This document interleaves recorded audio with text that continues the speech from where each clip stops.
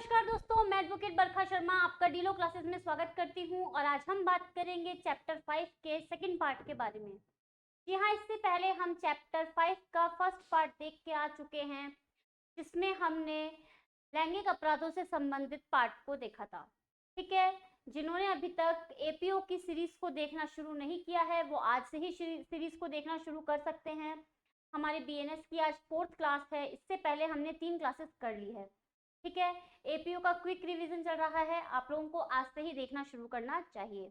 ठीक है, क्या करना है, आपको वीडियो देखना शुरू करने से पहले एक्ट अपने पास में रखना है, जो चीज़ अंडरलाइन करवाई जा रही है उसको अंडरलाइन करना है, साथ में जो कुछ बताया जा रहा है कि किस तरीके से आपको सेक्शंस वगैरह लिखने हैं, किस तरीके से कौन से सेक्शन पे आपको ज़्यादा जोर देना है, वहाँ पे आपको इम्पोर्टेंट मार्क करना है। ठीक है, तो फाइनली शुरू कर देते हैं हमारा चैप्टर 5 का सेकेंड पार्ट। ठीक है, क्या बात कर रहा है, देखिए 3 बात कर रहा है कि सबसे पहले जो हम सेक्शंस लेंगे वो लेंगे विवाह से संबंधित अपराधों के बारे में, यानी कि शादी के संबंध में जो भी अपराध होंगे, जो भी विवाह के संबंध में उत्पन्न होंगे, उनको लेंगे हम कहाँ पर, सेक्शन 80 से लेके 87 तक। सेक्शन 80 से 87 बात करते हैं विवाह यानी कि मैरिज से संबंधित अपराधों के बारे में, यानी कि किसी महिला की शादी होती है उसके बाद क्या किस तरीके के अपराध किए जाते हैं वो बताया गया है हमको 80 से लेके 87 में। इसके बाद विवाह के बाद बात आ जाती है मिसकैरेज की, यानी कि गर्भपात की बात आ जाती है। गर्भपात के जो प्रोविजंस आते हैं वो आते हैं हमारे 88 से लेके 92। 88 से लेके 92, बिल्कुल आपको ये रेंज याद होनी चाहिए, क्योंकि कई बार डायरेक्टली क्वेश्चन पूछ लिया जाता है कि बीएनएस में विवाह से संबंधित अपराध कहाँ दे रखे हैं, बालकों के संबंध में अपराध कहाँ दे रखे हैं, गर्भपात यानी कि मिसकैरेज से रिलेटेड ऑफेंस कहाँ पर दे रखे हैं। ठीक है, और जो इसका लास्ट पार्ट है वो बात करता है बालकों से रिलेटेड अपराधों यानी कि क्राइम के बारे में। ठीक है, ऑफेंस रिलेटेड टू चाइल्ड के बारे में बात कर रहा है, सेक्शन 93 से 99 तक। देखिए क्या बात कर रहा है, सबसे पहले हम क्या करते हैं, जो विवाह से संबंधित अपराध हैं इनको एक चार्ट के थ्रू समझने का प्रयास करते हैं। सबसे पहले देखिए विवाह यानी कि मैरिज से रिलेटेड ऑफेंस की बात कर रहा है, तो सबसे पहला सेक्शन आता है 80 बात करता है दहेज मृत्यु की, जो कि हमारे आईपीसी में 304 बी में दे रखा था। इसके बाद देखिए विधिपूर्ण विवाह का प्रवंचना से विश्वास उत्प्रेरित करने वाले पुरुष द्वारा कारित सहवास, सेक्शन नंबर 81, सेक्शन नंबर 81। ठीक है, अभी जब हम चार्ट में कर रहे हैं तो हम क्या करेंगे, बीएनएस के ऑफेंसेस को ले लेंगे, लेकिन जब डिटेल में देखेंगे तो हम इसको आईपीसी से कनेक्ट कर लेंगे। ठीक है, अगर आप चाहें तो ये चार्ट बना सकते हैं, और अगर आप चाहें तो ये जो नोट्स हैं आपको अवेलेबल हो सकते हैं डीलॉ लर्निंग ऐप पर।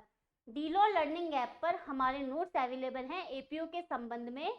नॉमिनल चार्जेस हैं 500 रुपीज, जो आप वहां जाकर परचेस कर सकते हैं।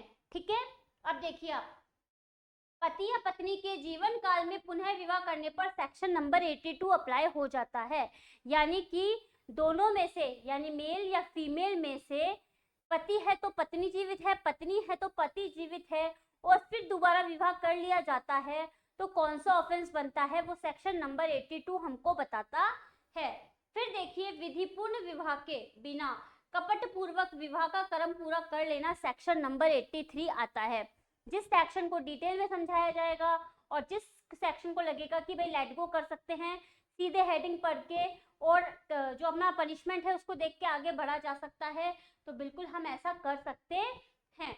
अब देखिए विवाहित महिला को आपराधिक आशय से फुसलाकर ले जाना या निरुद्ध रखना, सेक्शन नंबर 84 क्या बोल रहा है भाई, किसी महिला को जो कि विवाहित है उसको आपराधिक आशय से यानी क्रिमिनल इंटेंशन के साथ फुसलाकर लेके जाया जा रहा है तो सेक्शन नंबर 84 कवर हो रहा है। ठीक है, फिर किसी महिला के पति या पति के नातेदार के द्वारा क्रूरता करना, सेक्शन नंबर 86। और आईपीसी का कौन सा सेक्शन है ये आप लोग बताएंगे कमेंट बॉक्स में। जी बिल्कुल, आप लोगों को कमेंट बॉक्स में आंसर करना है कि क्रूरता वाला सेक्शन हमारा आईपीसी में कौन सा था, क्योंकि हम इस सेक्शन को बहुत ज्यादा पढ़ के आ चुके हैं। इवन इसके ऊपर तो क्या होता है, निबंध भी आता है, ऐसे भी आता है जब मेंस का एग्जाम होता है, तो आप लोगों को बिल्कुल पता होना चाहिए, और जिन लोगों को इसका आंसर पता है वो कमेंट बॉक्स में इसका आंसर करेंगे। नेक्स्ट देखिए, विवाह आदि के करने को विवश करने के लिए किसी महिला को व्रपहत करना, अपहृत करना या उत्प्रेरित करना, यानी कि क्या करना है, किडनैपिंग वगैरह के बारे में जो कर रहा है वो बात कर रहा है हमारा सेक्शन नंबर 87। इसमें क्या कर रहा है, विवाहित करने यानी किसी महिला के साथ विवाह करने के लिए उसको उत्प्रेरित कर रहा है, किडनैप कर रहा है, एब्डक्शन कर रहा है, ये सारी बातें जो आती है वो यहाँ पर कवर हो जाएगी। नेक्स्ट पॉइंट देखिए, सबसे पहले सेक्शन नंबर 80। सेक्शन नंबर 80 जो बात करता है वो डॉवरी रेट के बारे में बात करता है, यानी कि दहेज मृत्यु के बारे में बात करता है, जो कि हमारा सेक्शन है 304 बी आईपीसी। 304 बी आईपीसी में हम पढ़कर आए थे कि दहेज मृत्यु क्या होती है, डॉवरी रेट क्या होती है। तो जहां किसी महिला के साथ, तो अपराध किसके साथ किया जा रहा है, महिला के साथ, क्योंकि हम यहाँ पर क्या पढ़ रहे हैं, महिला के विरुद्ध अपराधों के विषय में। तो क्या हो रहा है, वुमेन के साथ अपराध हो रहा है, महिला के साथ अपराध हो रहा है। किस तरीके का अपराध, कि भाई उसकी डेथ कारित की जा रही है। डेथ किसके संबंध में की जा रही है, दाह। दाह क्या होता है, यानी कि उसको जलाकर अग्नि के द्वारा किसी महिला को जलाया जाता है, या शारीरिक क्षति की जाती है, या फिर मृत्यु कारित की जाती है उसकी इस तरीके से, उसके विवाह के 7 वर्ष के भीतर, 7 वर्ष के भीतर की बात कर रहा है। क्या बोल रहा है भाई, किसी महिला का विवाह होता है, उस विवाह के 7 वर्ष के अंदर अगर उस महिला की मृत्यु दाह यानी कि अग्नि के द्वारा, या फिर क्या होता है किसी शारीरिक क्षति के द्वारा की, और वो परिस्थितियां कैसी होती है, सामान्य से अन्यथा। सामान्य मतलब भाई कोई जनरली बीमार चल रही है महिला और फिर उसकी डेथ कारित हो जाती है, तो वो बात अलग है।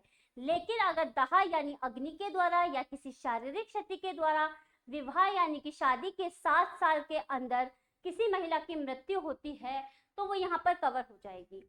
और ऐसा दर्शित किया जाता है, दर्शित किया जाता है मतलब ऐसा माना जाता है कि भाई उस महिला को दहेज के लिए, दहेज मतलब भाई तू अपने घर से कार लेके आ, 5 लाख रुपए लेके आ, ठीक है, बंगला लेके आ, गाड़ी लेके आ, ये सब कुछ अगर डिमांड की जाती है उस 7 वर्ष के अंदर उसकी मृत्यु से कुछ समय पहले, तो क्या कहा जाएगा, और कि भाई उसकी दहेज मृत्यु हुई है। भाई ऐसी मांग कौन करेगा, किसके लिए कहा जाएगा, या तो हस्बैंड हो गया यानी कि पति हो गया, या उसके नातेदार हो गए, रिलेटिव्स हो गए।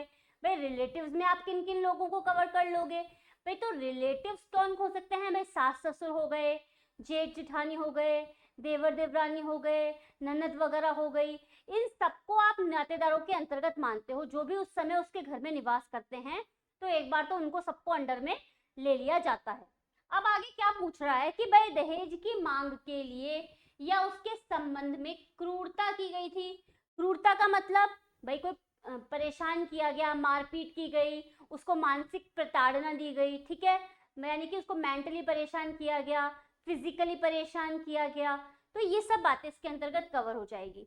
उसको तंग किया गया और उस तंग के परिणाम स्वरूप क्या हो गई, उसकी डेथ कारित हो गई, मृत्यु कारित हो गई, तो कहा जाएगा कि भाई दहेज मृत्यु हुई है, जिसको कि 304 बी आईपीसी में और 80 में जो बीएनएस है हमारा उसके अंतर्गत कवर कर लेंगे।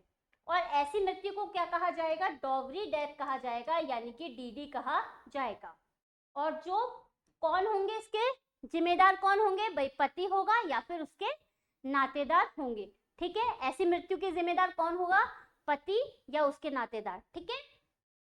और इसको किससे किससे कनेक्ट करेंगे हम, जो डॉवरी डेथ वाला सेक्शन होता है 2, वो मतलब दहेज कहाँ पे परिभाषित किया गया है, तो दहेज प्रतिषेध अधिनियम है, उसके अंतर्गत सेक्शन नंबर 2 में दहेज की परिभाषा दी गई है, वो कवर हो जाएगी। साथ में बोल रहा है इंडियन एविडेंस एक्ट का 114 बी आप ले लो, बीएसए का आप 118 उठा लो, इसके बाद क्या बोल रहा है 304 बी आईपीसी का ले लो। तो जहां से जिसको हम ले सकते हैं, ग्रहण कर सकते हैं, तो क्यों नहीं करेंगे, बिल्कुल करेंगे, ठीक है। अब नेक्स्ट पॉइंट की तरफ चलते हैं और आगे बात देखिए। सेक्शन नंबर 81 क्या बोल रहा है, विधिपूर्ण विवाह का प्रवंचना से विश्वास प्रेरित करने वाले पुरुष द्वारा कारित सहवास।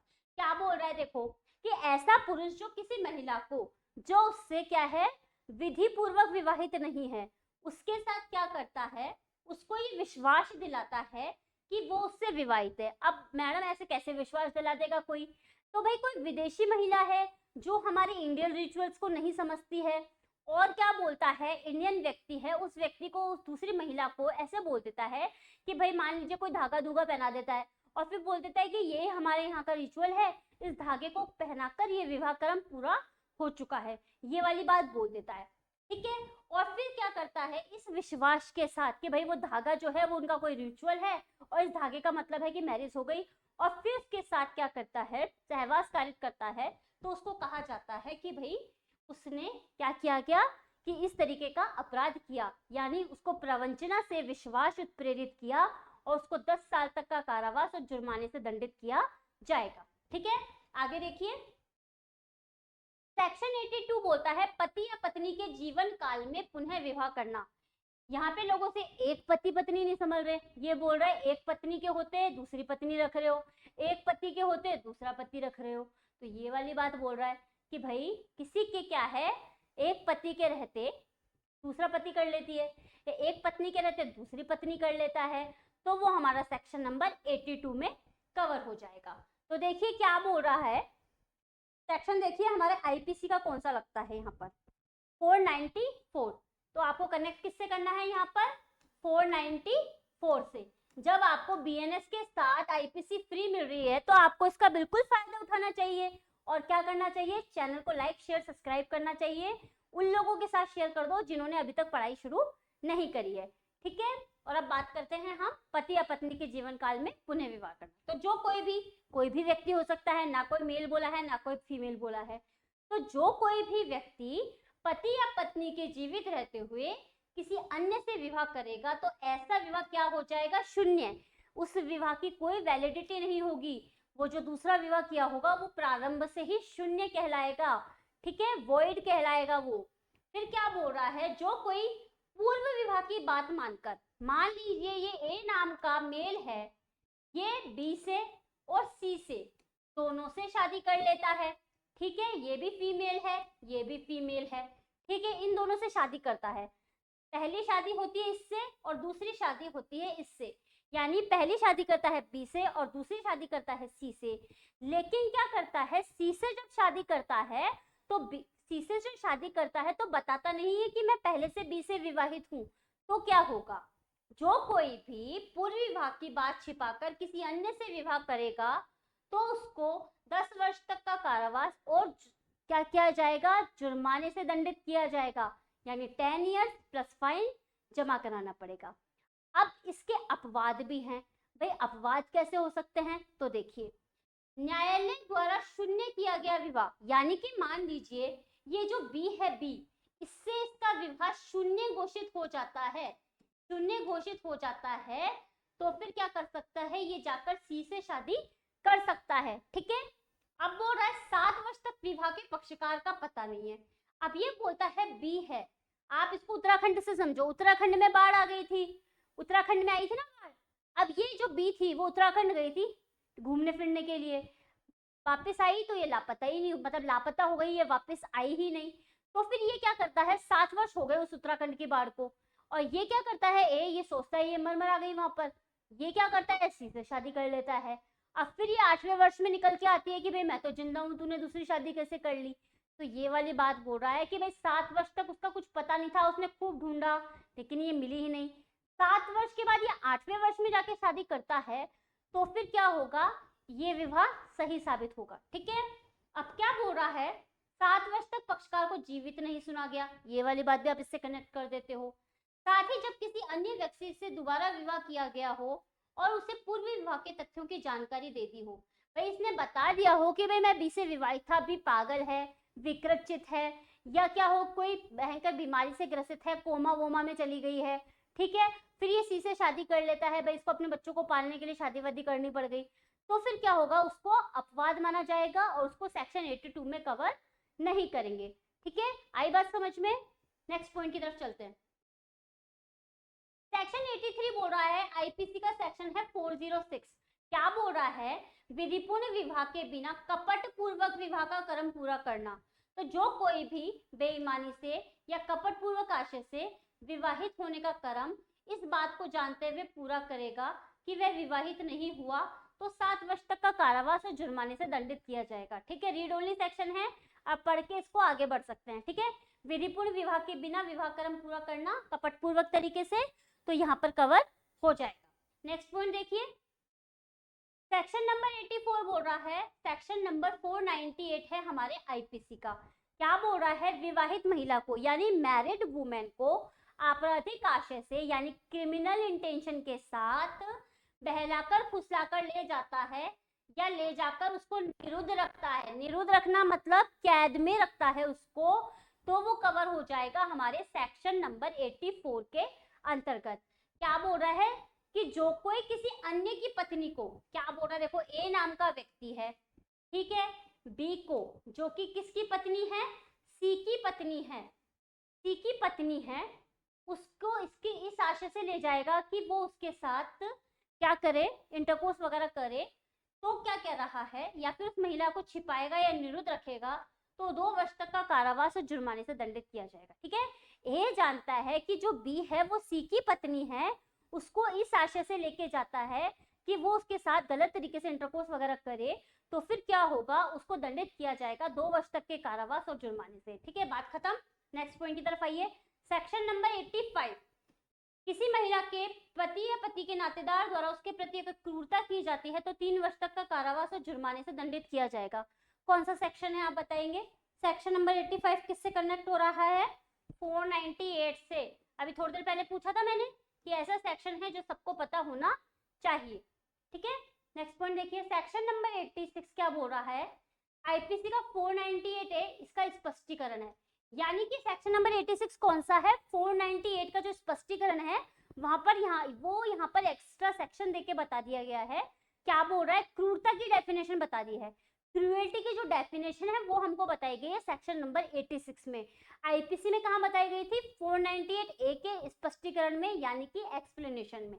क्या बोल रहा है देखो, इस सेक्शन 85 में जो आपको क्रूरता बताई है, जिसके लिए 3 वर्ष तक का कारावास और जुर्माना दिया गया था, उसके लिए बोल रहा है कि जानबूझकर किया गया एक ऐसा आचरण, मतलब आपको पता था कि ये आचरण गलत है, ये बिहेवियर गलत है, फिर भी आपने वो किया जो इस तरीके का है कि जिससे महिला आत्महत्या कारित करे, यानी कि क्या करे, उसको मेंटली इतना परेशान कर दिया कि भाई वो उसको लगा कि भाई मेरे पास मरने के अलावा कोई और चारा नहीं है, इसलिए उसने आत्महत्या कारित की। तो ऐसा तरीके का अगर आपने बिहेव किया या फिर क्या किया, उसके जीवन, अंग या स्वास्थ्य की मानसिक शारीरिक गंभीर क्षति या खतरा कारित करने की संभावना हो, यानी कि क्या किया आपके साथ, आपने उसके साथ उसको मेंटली टॉर्चर किया, फिजिकली टॉर्चर किया, तो क्या बोला जाएगा कि भाई उसको लगा कि भाई मेरे पास तो क्या है, इस तरीके का आचरण किया जा रहा है जिससे कि मैं मेंटली परेशान हूँ, मुझे मारपीट की गई है, जो अंग विक्षेप वगैरह किए गए हैं, तो वो सब इसके अंतर्गत किया जाएगा, तो आप उसको क्रूरता मानेंगे। ठीक है, तो इसके अंतर्गत सेकंड पॉइंट क्या बोल रहा है, किसी महिला को तंग करना आ सकता है महिला से संबंधित किसी व्यक्ति को संपत्ति या मूल्यवान प्रतिभूति के लिए। क्या बोल रहा है कि भाई महिला है, ठीक है, ए की शादी हुई थी बी से, ठीक है, तो इसके नातेदार थे ए के सी और डी, ठीक है, सी और डी, ये तीनों मिलके क्या करते हैं, बी को परेशान करते हैं। तो परेशान करने में क्या क्या, या तो ये आत्महत्या कर लेती है, या इसको शारीरिक रूप से या मानसिक रूप से क्या किया जाता है, परेशान किया जाता है। थर्ड नंबर बोल रहा है कि भाई या तो इसको तंग कर रहे हो, या इससे रिलेटेड कोई व्यक्ति है, इससे रिलेटेड कौन हो सकता है वो व्यक्ति, या तो इसका फादर हो सकता है, इसकी मदर हो सकती है, या इसका ब्रदर हो सकता है, या इसकी सिस्टर हो सकती है। इन चारों को परेशान कर रहे हैं, किस संबंध में, क्रूरता कर रहे हैं कि भाई तू जाके संपत्ति लेके आ, भाई तुम्हारा फलाना वाला मकान है वो हमारे नाम करवा दे, फलानी वाली गाड़ी है वो तेरे को लेके आनी चाहिए, या इतने लाख रुपए तेरे को लेके आने चाहिए, वो सब बातें अगर बोली जाती है तो कह रहे हैं भाई क्रूरता कर रहे हो आप। इसके बाद क्या बोल रहा है, किसी विधि विरुद्ध मांग को पूरी करने के लिए प्रेरित करने की दृष्टि से मांग पूरी करने के असफल रहने के कारण इस प्रकार तंग किया जाता है। भाई या तो कहते हैं कि तू मांग पूरी कर, और मांग पूरी नहीं करती तो फिर उसको मानसिक रूप से या शारीरिक रूप से प्रताड़ित किया जाता है, तो कहा जाता है क्रूरता की है। आई बात समझ में? क्रूरता की डेफिनेशन को डिफाइन किया गया है जो 498 के स्पष्टीकरण में थी, उसको एक नया सेक्शन दे दिया यहाँ पर 86 में। तो क्रूरता की डेफिनेशन आपसे एग्जाम में पूछी जा सकती है, इंपॉर्टेंट मार्क कर लीजिए आप, ठीक है, इंपॉर्टेंट है हमारे लिए। अब नेक्स्ट पॉइंट देखिए, सेक्शन नंबर 87 क्या बोल रहा है कि वही सेक्शन है जो आईपीसी का है 366। क्या बोल रहा है, विवाह आदि को करने के लिए किसी महिला को अपहृत करना यानी किडनैपिंग करना, अपहृत करना यानी कि एब्डक्शन करना, या उसको उत्प्रेरित करना। तो किसी महिला का व्यपहरण या अपहरण किया जाता है यानी कि किडनैपिंग और एब्डक्शन किया जाता है। किस किस काम के लिए किया जा रहा है कि भाई उसका विवाह करे, किसी व्यक्ति का विवाह करने के लिए उसकी इच्छा के विरुद्ध। यानी कि मान लीजिए ये ए नाम की महिला है, ये बी से विवाहित है और सी क्या करता है, इसको उठाकर ले जाता है। सी इसको उठाकर ले जाता है इससे विवाह करने के आशय से, यानी उसका व्यपहरण करता है या किडनैपिंग या एब्डक्शन करता है इससे विवाह करने के इंटेंशन के साथ। तो क्या, या फिर क्या करता है, महिला को विवश करता है, विशुद्ध करता है गलत तरीके से इंटरकोर्स वगैरह करने के लिए। ठीक है, तो कह रहा है कि दंड दिया जाएगा। कितना पनिशमेंट होगा, 10 वर्ष तक का कारावास और जुर्माना। इस तरह के दंड से दंडनीय किया जाएगा यदि कोई किसी महिला को किसी अन्य व्यक्ति के साथ, वो बोल रहा है कि वह खुद लेके जाता है लेकिन किसी और के साथ इंटरकोर्स करने के लिए विवश करता है, तो भी इस दंड से दंडित किया जाएगा। ठीक है, इसमें इतनी ही बात समझने की है। अब नेक्स्ट पॉइंट की तरफ आइए। अब आ रहा है गर्भपात यानी कि मिसकैरेज से रिलेटेड ऑफेंस, जो कि 88 से 92 में कवर हो रहे हैं। 88 से 92 में कवर हो रहे हैं, तो देखते हैं सबसे पहले 88 सेक्शन को। 88 बोल रहा है गर्भपात कारित करना, ठीक है, मिसकैरेज कारित कर रहे हैं। 89 बोल रहा है महिला की कंसर्ट के बिना, यानी कि जो महिला गर्भवती है, जो महिला प्रेग्नेंट है, उसकी कंसर्ट के बिना अबॉर्शन किया जाता है, तो वो यहाँ पर कवर हो जाएगा। सेक्शन 90 बोल रहा है गर्भपात कारित किए गए कार्य से मृत्यु। मान लीजिए अबॉर्शन कारित करने के लिए उसको कोई गोली वगैरह दी गई, कोई इंजेक्शन वगैरह दिया गया, तो उससे क्या हुआ, उसकी मृत्यु कारित हो गई, तो वो भी यहाँ पर कवर हो जाएगा सेक्शन 90 में। 91 बोल रहा है बालक का जीवित पैदा होने से रोकने या जन्म के बाद उसकी मृत्यु कारित करने के आशय से किया गया कार्य। गर्भपात इस इंटेंशन के साथ कारित किया जाता है कि वो जो बच्चा है वो नहीं पैदा हो, या फिर उसके क्या हो, बच्चा पैदा होते ही भी मरा हुआ पैदा हो, उस सब के लिए काम किया जाता है सेक्शन 91 में। 92 बोल रहा है ऐसे कार्यों के द्वारा जो आपराधिक मानव वध की कोटि में आता है किसी सजीव बालक की मृत्यु कारित करना, यानी कल्पेबल होमिसाइड कारित करने के लिए जो बच्चा जीवित आ चुका है उसकी मृत्यु कारित कर रहे हैं, वो यहाँ पर कवर हो जाएगा सेक्शन 92 के अंतर्गत। नेक्स्ट पॉइंट देखिए, सेक्शन 88 देख लेते हैं, जो कि है सेक्शन नंबर 312 आईपीसी का। 312 आईपीसी का है सेक्शन नंबर 88 ऑफ बीएनएस। ठीक है, बीएनएस और आईपीसी को हम कनेक्ट करके पढ़ रहे हैं, तो क्या करेंगे आप, अगर आपने बीएनएस का एक्ट उठा रखा है तो वहां पर इन सेक्शंस को मार्क करते हुए चलेंगे। ठीक है, सबसे पहले बोल रहा है गर्भपात कारित करना यानी कि अबॉर्शन कारित करना। तो जो कोई किसी महिला का, यानी अबॉर्शन से रिलेटेड ऑफेंस किसका है, महिला का है, तो बोल रहा है किसी महिला के साथ स्वेच्छा गर्भपात कारित करेगा तो उसको पनिशमेंट दिया जाएगा 3 वर्ष तक का कारावास और जुर्माना। लेकिन अगर जीवन बचाने के लिए, मतलब उस अबॉर्शन से अगर वो अबॉर्शन नहीं किया गया तो उस महिला की जान जा सकती है, तो फिर क्या होगा, वो अबॉर्शन सही कहलाएगा और फिर उसके लिए आपको पनिशमेंट वगैरह नहीं मिलेगा। तो अदरवाइज तो क्या होगा, 3 वर्ष कारावास और जुर्माने से दंडित किया जाएगा। अब बोल रहा है अगर महिला स्पंदन गर्भा हो, तो स्पंदन गर्भा मतलब बच्चे में मूवमेंट शुरू हो गई हो। स्पंदन गर्भा अप्रोक्सीमेटली 7 to 8 मंथ की जो लेडीज होती है प्रेग्नेंट, उनको माना जाता है। तो अगर बच्चे में मूवमेंट शुरू हो चुकी है और फिर अगर इस तरीके का अबॉर्शन किया जाता है तो 7 ईयर्स का कारावास और जुर्माने से दंडित किया जाएगा। ठीक है, अगर वहां पर, मतलब इस सेक्शन में क्या बोल रहा है 88 में, कि अगर वो जो महिला है वो खुद भी स्वयं भी अगर ऐसा अबॉर्शन कारित करती है तो उसको भी यहाँ पर पनिशमेंट मिल जाएगा। सेक्शन नंबर 89 की तरफ आ जाइए, वही सेक्शन है जो 313 है हमारे आईपीसी का, महिला की सम्मति के बिना गर्भपात कारित करना। भाई 88 में तो क्या हो रहा था, वहां पे अगर महिला कंसर्न भी दे रही थी तो वहां पर कवर हो रहा था 312 IPC section number 88 of BNS. 89 क्या बोल रहा है कि भाई अगर महिला ने कंसर्न नहीं दी और फिर अबॉर्शन करवाया जा रहा है तो वो यहाँ पर कवर हो जाएगा।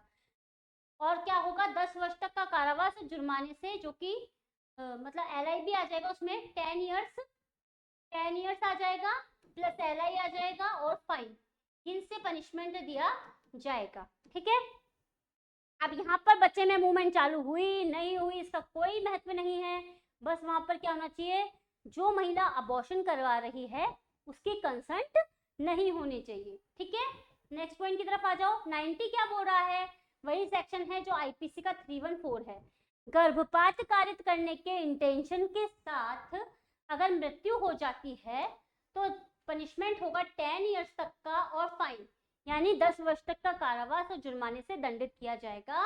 और इसके बाद बोल रहा है स्त्री की सम्मति के बिना किया गया, यानी कि जिस महिला का अबॉर्शन कारित किया जा रहा है अगर उसने कंसेंट नहीं दी है तो आजीवन कारावास और जुर्माने से दंडित किया जाएगा और कम से कम 10 वर्ष तक का कारावास होगा। ठीक है, अपराध, यहाँ अपराधों का जानना आवश्यक नहीं है उस कार्य से मृत्यु कारित होगी या नहीं। ठीक है, मतलब ये पता नहीं है कि भाई मृत्यु कारित हो या नहीं हो, लेकिन अगर ऐसा काम होता है जिससे मृत्यु कारित हो सकती है तो वो यहाँ पर कवर हो जाएगा। सेक्शन नंबर 91 है, वही सेक्शन है जो आईपीसी का है 315। बालक का जीवित पैदा होने से रोकने, यानी कि जो बच्चा आने वाला है वो आए नहीं, या फिर आए भी तो जैसे ही आएगा वो मरा हुआ पैदा होना चाहिए, उससे रिलेटेड ऑफेंस किया जाता है तो 10 वर्ष तक का कारावास और जुर्माने से दंडित किया जाएगा। लेकिन यहाँ पर एक अपवाद आता है कि भाई अगर उस महिला की जान बचाने के लिए ऐसा किया जा रहा है तो फिर इसको गलत नहीं माना जाएगा, अपराध नहीं माना जाएगा। सेक्शन नंबर 92 कहता है, वही सेक्शन है जो 316 है हमारे आईपीसी का। ऐसे कार्य द्वारा जो आपराधिक मानव वध की कोटि में आता है, यानी कि जो कल्पेबल होमोसाइड के अंतर्गत आता है, किसी सजीव बालक की मृत्यु कारित करेगा तो 10 वर्ष तक का कारावास और जुर्माने से दंडित किया। सजीव अजात मतलब जैसे ही बच्चा पैदा हुआ है उसको मारने की कोशिश करता है, जो आपराधिक मानव वध के अंतर्गत कवर होता है, तो 10 इयर्स तक का कारावास और जुर्माने से दंडित किया जाएगा। जिन सेक्शन को हम हेडिंग से और हम पनिशमेंट पढ़ के काम चला सकते हैं तो बिल्कुल, क्योंकि क्विक रिवीजन है तो हम लोगों को इसको इसी तरीके से पढ़ के चलना चाहिए। अगर आपके पास समय है और आप और समय दे सकते हैं इसको तो रिवीजन में इसको उठा लीजिएगा। ठीक है, बालक के विरुद्ध अपराधों के विषय में फाइनली कौन से अपराध आ गए हैं, बालकों के विरुद्ध अपराध, क्योंकि ये जो चैप्टर 5 है ये किसकी बात करता है, महिलाओं और बालकों के विरुद्ध अपराधों की बात करता है। तो महिलाओं के विरुद्ध अपराध अभी तक हम पढ़ के आ चुके हैं। अब हम बात करेंगे किसकी, बालकों के विरुद्ध अपराध, यानी कि चाइल्ड के विरुद्ध जो अपराध किए जाते हैं उनकी।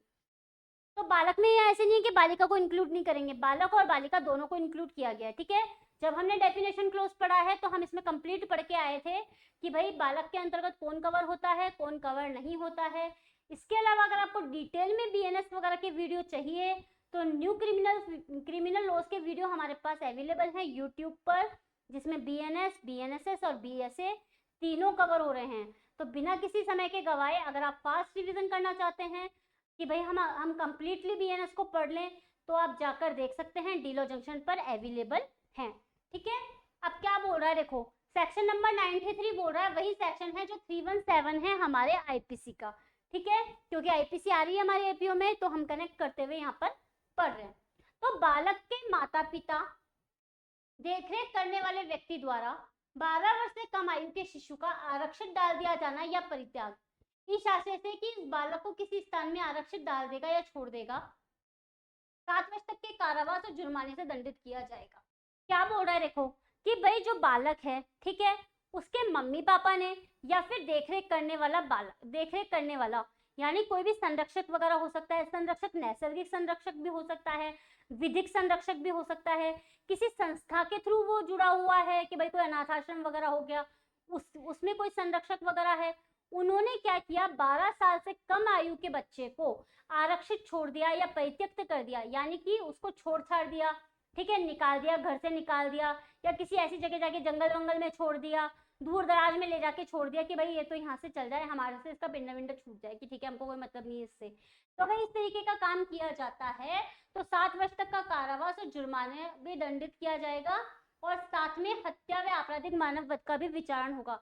क्योंकि क्या हो सकता है, कोई जंगल में छोड़ दिया, कोई जानवर वानवर खा जाए, ठीक है, कोई और उसको उठा के ले जाए या उसकी मृत्यु कारित हो जाए उसके इस काम से, तो इस तरीके का अपराध हो जाता है। तो हत्या और मानव जो आपराधिक मानव वध है उससे भी उसकी ट्रायल की जाएगी। ठीक है, किसकी होगी इसके अंतर्गत, भाई बालक के माता पिता या संरक्षक जिन्होंने उसको क्या किया है, आरक्षित डाला है। ठीक है, अब देखो सेक्शन 94 क्या बोल रहा है, मृत शरीर के गुप्त व्ययन द्वारा जन्म छिपाना। तो बालक के मृत शरीर को गुप्त रूप से गाड़कर या उसका व्ययन करके मृत्यु जन्म से पहले पश्चात हो बालक का जन्म जानबूझकर छिपाएगा, प्रयास करेगा, 2 वर्ष तक का कारावास या जुर्माना। यानी क्या बोल रहा है, कोई बच्चा पैदा हुआ, बच्चे के पैदा होने के बाद कि भाई वो बच्चा पैदा हुआ नहीं है, किसी को नहीं बताना चाहते, उसको या तो मार करके या फिर बेच करके, या फिर क्या होता है गड्ढे में डाल करके, उसको इस तरीके से अगर छोड़ दिया जाता है, फिर क्या होता है, चाहे से मृत्यु के जन्म के पहले हो या बाद, यानी कि कई बार आप देखते होंगे ना, भ्रूण मिला किसी जगह पे, कचरे के ढेर में भ्रूण मिला, किसी कचरे के ढेर में बच्चा मिल गया, तो ये बोल रहा है, या फिर किसी बच्चे को बेच दिया गया, या किसी बच्चे को जगह पे छोड़ दिया गया, तो जहां पर जगह पे छोड़ा ना वहां पे तो आप आरक्षित को कवर कर लीजिएगा। और यहाँ पर सेक्शन 94 में क्या कवर कर रहा है कि जो बच्चा है उसको क्या किया जा रहा है, गाड़ करके या उसको बेच करके, या मृत्यु से पहले भ्रूण वगैरह जो होता है उसको अगर इस तरीके से छिपाया जा रहा है, तो क्या होगा, 2 वर्ष तक का कारावास और जुर्माने से दंडित किया जाएगा। सेक्शन 95 क्या बोल रहा है, अपराध कारित करने के लिए बालक को भाड़े पर लेना या नियोजित करना या नियुक्त करना। ठीक है, यहाँ पर क्या कर रहे हैं, रेंट पे ले रहे हैं, रेंट पे ले रहे हैं किसको, बच्चे को। कैसे कि भाई उस बच्चे से क्या करें, अपराध कारित करवाया जाए। ठीक है, आप कई बार देखते होंगे ना, भीख मंगाने के इंटेंशन के साथ, या फिर भाई तू चोरी करना, या तू क्या करना, उसको किसी अनैतिक कार्यों में डालने के हिसाब से किसी बालक को क्या करते हैं, भाड़े पर लेते हैं या उसको अपॉइंट करते हैं, तो वो इसके अंतर्गत कवर होगा। 3 वर्ष तक का कारावास और जुर्माने से दंडित होगा, जो कि अधिकतम कितना हो सकता है, 10 वर्ष तक का। और जैसा कि आप बोल रहे हैं कि भाई अश्लील साहित्य वगैरह के लिए, लैंगिक शोषण वगैरह के लिए अगर इस तरीके का काम किया जाता है तो वो भी यहाँ पर कवर हो जाएगा। सेक्शन 96 क्या बोल रहा है, वही सेक्शन है जो 366 है हमारे, 366 ए है हमारे आईपीसी का। तो जो किसी बालक को अन्य व्यक्ति से अयुक्त संभोग करने के लिए विवश विलुप्त करने के आशय से उत्प्रेरित करेगा, तो 10 वर्ष तक का कारावास और जुर्माने से दंडित किया जाएगा। यहाँ पर किसी तरीके की एज डिफाइन नहीं है। यानी क्या बोल रहा है, देखो सेक्शन 96 कि भाई किसी बालक को किसी अन्य व्यक्ति के साथ इंटरकोर्स वगैरह करने के लिए विवश करेगा, तो फिर क्या किया जाएगा, 10 वर्ष तक का कारावास और जुर्माने से दंडित किया जाएगा। और किसी भी तरीके की एज को यहाँ पर डिस्क्राइब नहीं किया गया है।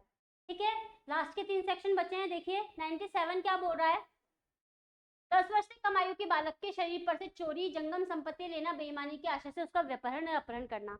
यानी कि कोई 10 वर्ष तक का, 10 वर्ष है, उससे कम आयु का बालक है, उसकी बॉडी पे से कोई चीज चुराना। बॉडी पे से कोई चीज कैसे चुराएंगे, मान लीजिए उसने कोई सोने की चेन पहन रखी थी, ठीक है, या कोई कड़ा वड़ा पहन रखा था, उसको उस संपत्ति को लेने के इंटेंशन के साथ उसका क्या करता है, व्यपहरण या अपहरण करता है। या कोई मान लीजिए कोई डायमंड की रिंग पहन रखी है, डायमंड का ब्रेसलेट पहन रखा है, उस बच्चे को उठाकर ले जाता है इस इंटेंशन के साथ कि भाई उस संपत्ति को मैं ले लूं, तो 10 वर्ष तक का तो 7 वर्ष तक का कारावास और जुर्माने से दंडित किया जाएगा। ठीक है, 98 में क्या बोलता है, वैश्यवृत्ति आदि के प्रयोजन से बालक को बेचना, और 99 में खरीदना। पहले बेचेंगे फिर खरीदेंगे। ठीक है, याद हो जाएंगे सेक्शन। सबसे पहले 98 में बेचेंगे बच्चे को, फिर 99 में खरीदेंगे। बिल्कुल याद होनी चाहिए दोनों सेक्शन। कई बार पूछे जाते हैं कि भाई जो आप ये वैश्यवृत्ति वगैरह के अंदर डालने के लिए बच्चे को बेचा जाता है, खरीदा जाता है, कई बार कंफ्यूज हो जाते हैं। आप हमेशा याद रखेंगे कि पहले बेचेंगे फिर खरीदेंगे। ठीक है, पहले कोई भी चीज बेची जा रही है फिर खरीदी जा रही है। तो ये हमारे सेक्शन 99 तक कवर हो रहे थे, जिसमें हमने महिलाओं और बालकों के विरुद्ध अपराधों को देखा है। उम्मीद करती हूँ आपको ये क्लास अच्छी लगी होगी। अगर आपको ये क्लास अच्छी लगी है, ये क्विक रिवीजन हमारा अच्छा लग रहा है, तो फिर आप इसको चैनल को लाइक करेंगे, शेयर करेंगे, सब्सक्राइब करेंगे। उन सभी व्यक्तियों के साथ इनको शेयर कर दीजिए जिसको कि इनकी जरूरत है। ठीक है, क्विक रिवीजन इसलिए है क्योंकि कई बार हम क्या होता है, समय नहीं दे पाते हैं। ये उन लोगों के लिए है जैसे कि एडवोकेट हैं, ठीक है, महिलाएं हैं जो घर में समय नहीं दे पाती हैं। तो बिना किसी देरी के अगर आप एक्ट को उठा के इस तरीके से रिवीजन कर लेती हैं, तो आपको क्या होगा, फायदा होगा कि जो किताबें इतने दिन तक उठी नहीं थी वो आके आपके पास आराम से बैठ रही हैं। ठीक है, तो बिना किसी देरी के इसको लाइक शेयर सब्सक्राइब करो। और आप चाहते हैं कि जो डीलॉन लर्निंग ऐप के नोट्स हैं आपके पास भी हो, तो आपको डीलॉन लर्निंग ऐप को डाउनलोड करना है और साथ में क्या करना है, उस कोर्स को परचेज करना है। 500 रुपीज के नोट्स हैं। फ्री का जो कोर्स है आपको यूट्यूब पर फ्री मिल रहा है। मेंस की तैयारी हम साथ में करेंगे। इसके साथ ही जल्दी मैं लॉन्च करूंगी आपके लिए एपीयू की टेस्ट सीरीज, मिनिमम चार्जेस में अवेलेबल करवाई जाएगी। तो जल्दी से जल्दी इसका आपको फायदा उठाना चाहिए। मिलते हैं हम अपनी नेक्स्ट क्लास में, जिसमें हम अपने अगले पार्ट को देखेंगे बीएनएस के, कि भाई कौन सा पार्ट है कि भाई जिसको कि हम इसके अंतर्गत कवर करेंगे। जल्दी से जल्दी इसको कंप्लीट करने की कोशिश करेंगे, क्योंकि इसके बाद हमको क्या करना है, बीएनएसएस को भी उठाना है। ठीक है, तो मिलते हैं नेक्स्ट लेक्चर के साथ। Thank you so much.